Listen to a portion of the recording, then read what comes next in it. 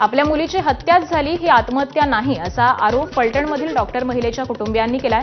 तर या संपूर्ण प्रकरणाची SIT मार्फत चौकशी करण्याची मागणीही तिच्या कुटुंबियांनी केली आहे। तर मुख्यमंत्र्यांचा दौरा होता आणि त्याआधीच आरोपी सरेंडर झाला, पुरावे नष्ट करून आरोपी सरेंडर झाला असा पीडितेच्या भावाचा आरोप आहे। तर न्यायासाठी राज्यव्यापी आंदोलन करण्याचा इशाराही त्यांनी दिलाय। आमच्या मुख्यमंत्री साहेबांकडे काही मागण्या आहेत।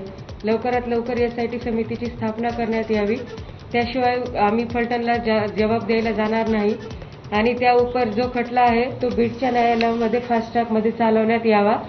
माझ्या बहिणीवर जे आरोप होत आहेत ते CDR मध्ये चेक करण्यात यावे व योग्य तो निर्णय घेण्यात यावा। आमच्या वारंवार जे तक्रार तिने केलेल्या आहेत त्याकडे जे दुर्लक्ष करण्यात आलेलं आहे त्याची परत एकदा चौकशी करून जे जे त्यामध्ये इन्व्हॉल्व होते त्यांच्या सर्वांची परत एकदा सखोल चौकशी करण्यात यावी। कदाचित त्यांचा दबाव असेल म्हणून आणि मग 2 दिवस तो एवढं फिरत राहिला। यांनी 5 पथकं वेगवेगळ्या बाजूला पाठवले, पंढरपूरला लोकेशन सापडलं म्हटले।